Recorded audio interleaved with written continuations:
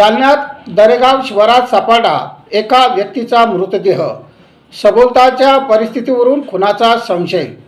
आरोपीला तात्काळ अटक करण्यासाठी नातेवाईकांचा पोलीस स्टेशनमध्ये ठिय्या। जय भारत जय संविधान। मी प्रवीण कुमार काकडे व आपण बघत आहात लोकप्रश्न न्यूज महाराष्ट्र। जालन्यातून एक अत्यंत धक्कादायक बातमी समोर आली आहे। जालना तालुक्यातील दरेगाव शिवारात एका व्यक्तीचा निर्घृण खून करून त्याचा मृतदेह फेकून दिल्याची घटना उघडीस आल्याने परिसरात भीतीचे वातावरण पसरले असून या घटनेमुळे संपूर्ण जिल्ह्यात मोठी खळबळ उडाली आहे। प्रतिनिधी हेमचंद्र चिंदोटे यांनी दिलेल्या माहितीनुसार जालना तालुक्यातील दरेगाव येथील वन विभागाच्या जंगल परिसरात आज एका व्यक्तीचा मृतदेह संशयास्पद अवस्थेत आढळून आला। स्थानिक नागरिकांनी हा मृतदेह पाहिल्यानंतर परिसरात भीतीचे वातावरण पसरले। नागरिकांनी या घटनेची माहिती तातडीने जालना तालुका पोलिसांना दिली। प्राथमिक माहितीवरून मृत व्यक्तीची ओळख पटली असून कैलास दत्तू पवार वय वर्ष 45 राहणार इंदेवाडी जालना असे या मृत व्यक्तीचे नाव आहे। या व्यक्तीचा खून नेमका कोणत्या कारणातून झाला हे अद्याप स्पष्ट होऊ शकले नाही। घटनेची माहिती मिळताच जालना तालुका पोलीस ठाण्याचे पथक फौज फाट्यासह घटनास्थळी दाखल झाले। पोलिसांनी मृतदेहाचा पंचनामा करून पुढील तपासासाठी तो ताब्यात घेतला आहे। या प्रकरणी तालुका पोलीस ठाण्यात खुनाचा गुन्हा दाखल करण्याची प्रक्रिया सुरू असून पोलिसांनी या घटनेचा तपास सुरू केला आहे। जे वन विभागाचं जे जंगल आहे तिथे एक सुरुवातीला आम्हाला एक अनोळखी व्यक्ती म्हणून एक बॉडी मिळाल्याची माहिती मिळाली। आम्ही तिथे गेलो।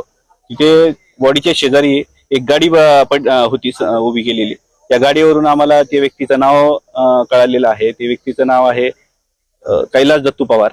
तर हे जे आहेत याच्यामध्ये आम्ही घटनास्थळ केलेलं आहे आणि त्याच्या मुलीच्या फिर्यादीवरून आम्ही गुन्हा दाखल करीत आहोत। परंतु मुख्य आरोपीला अटक केल्याशिवाय आम्ही शांत बसणार नसल्याचा पवित्रा कुटुंबियांनी घेतला असून स्थानिक पोलिसांच्या तपासाबरोबरच या प्रकरणाची सखोल तपासणी CID चौकशी व्हावी अशी मागणी मृतांच्या नातेवाईकांनी केली आहे। पोलीस प्रशासनाकडून नातेवाईकांना शांत करण्याचे प्रयत्न सुरू आहेत। या प्रकरणाचा सर्व बाजूंनी तपास सुरू असून अहवाल आणि तांत्रिक पुराव्यानंतरच मृत्यूचे नेमके कारण स्पष्ट होईल। दोषींवर कठोर कारवाई केली जाईल असे आश्वासन पोलीस अधिकाऱ्यांनी दिले असले तरीही काही दिवसाच्या विश्रांतीनंतर पुन्हा जालन्यात खुनाचा प्रकार घडल्याने पोलिसांच्या कार्यक्षमतेवर प्रश्नचिन्ह उपस्थित केले जात असून जालना पोलीस गुन्हेगारी रोखण्यात अपयशी ठरतात की काय अशी चर्चा आता नागरिकांमधून होत आहे। आज दुपारी 17 तारखेला नाही का 2-2:30च्या दरम्यान बाहेर गेले होते। आम्हाला सर्व जणांना चांगलं बोलून गेले होते। विकी नावाचा मुलगा आहे, शुभम, ती ममता, साक्षी, समाधान एवढ्या जणी संशय आरोपी त्यांच्या बहिणी हे सर्व जणांना माझ्या पप्पाला मारून दरेगाव ते फॉरेस्ट मध्ये टाकलं आणि हे 15 वर्ष म्हणजे त्याचं काय प्रकरण होतं माहित नाही आम्हाला, पण ती शुभमनं माझ्या पप्पाला धमक्या दिल्या होत्या। शुभमनं विकीनं या सर्व जणांना माझ्या पप्पाला मारून टाकलं। आम्ही इथं तालुका पोलीस स्टेशनला आलेलो आहोत आणि त्या आरोपींना त्यांनी मदत सिक्युरिटी सोबत ठेवलेले आहे आणि आमच्या सर्व नातेवाईकाला माझ्या मम्मीला आम्हाला गेट लावलंय त्यांनी, आम्हाला मध्ये सुद्धा येऊ देत नाहीये। बाहेर त्यांनी आमची तक्रार सुद्धा घ्यायला नाही, त्या आरोपीच्या सगळ्यांचे नाव सुद्धा घ्यायले नाही। आम्हाला न्याय मिळाला पाहिजे तोपर्यंत आम्ही बॉडीला हात सुद्धा लावणार नाही, नाहीतर आम्ही सर्वजण घरचे सुसाईड करून घेऊ। आमचे वडील नाही तर आमचं काहीच काम जगून काही कामाचं नाही। माझे वडील आम्हाला चांगलं बोलून गेले, सर्वांना चांगलं बोलून गेले। त्यांनी माझ्या वडिलांसोबत काय केलं आणि पोलिस कशासाठी असते? जनतेला न्याय देण्यासाठी असते पोलिस आणि आम्हाला का न्याय द्यायला नाही? ज्यांचा नवरा मरतो, ज्यांचा बाप मरतो त्यांना कळतं त्यांच्यावर बित्त काय असतं काय नाही।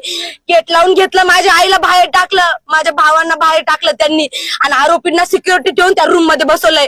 का? माझा बाप मेला आज, तुमचा बाप मेला असतं तेव्हा मग माझ्या बापाला जरी न्याय भेटला नाही ना, माझ्या बापाच्या बॉडी सुद्धा आम्ही हात लावणार नाही। ते 5च्या 5 6चे 6 आरोपी आम्हाला धरून पाहिजे। तुमच्याकडून नसन होत तर माझे भाऊ 2 बरोबर करते। हाय माझ्या पाठीशी माझे भाऊ, तुम्ही काहीच करायची गरज नाही। तुम्हाला नसन होत तर आम्हाला सांगून द्या। तुम्हाला जरी होत असेल तुम्ही तुमच्या नुसार कारवाई करा। आमच्या घरचे काहीच बोलणार नाही, तुमच्या कारवाईच्या मदत सुद्धा आमच्या घरचे येणार नाही। या आरोपींना असंच बाहेर ठेवलं तर ते दुसऱ्यांना पण नुकसान पोहोचू शकतात, म्हणून यांना पटकन अटक करा। तोपर्यंत आम्ही आमच्या बॉडीला हात लावणार नाही। माझ्या वडिलांचं अजून आम्ही तोंड सुद्धा बघितलेलं नाहीये। सकाळ 3 दिवसापासून माझे वडील आम्ही बघितलेलं नाहीये। माझ्या वडिलाला पटकन न्याय द्या, नाही तर मग आम्ही जे करायचं ते करू। आम्ही बरोबर यांना सांगा आमची कंप्लेंट घ्या म्हणून आणि आमच्या वडिलांचं नाही का अंतिम संस्कार आम्हाला करायचंय आणि ते आरोपी धरल्याशिवाय आम्ही अंतिम संस्कार करणार नाही। यांना बोलून नेलं होतं का कसं नेलं? यांना नाही का 16 तारखेला नाही का त्या 2 जणांनी विकी नावाच्या मुलानं, ती साक्षी का तिचा प्रियसी येतो मुलगा, तो आणि ते शुभम नावाचा मुलगा त्यांनी नाही का ते प्लॉटवर गोकुलधामवर त्यांचं घर बांधणं चालू आहे, तिथं धमकी दिली होती. माझे वडील आम्हाला सांगितले पण आमच्या वडिलांना आम्ही कुठंच जाऊ दिलं नाही. 17 तारखेला माझे वडील दुपारी 2 वाजता आम्हाला बोलले, माझ्या मम्मीला बोलले आम्ही जाऊन येतो म्हणे लगेच. तरी माझे वडील 17 तारखेला गोडीनं बोलून गेले. माझे वडील आज सुद्धा परत आले नाही. माझ्या वडिलांना त्यांनी मारून टाकलं.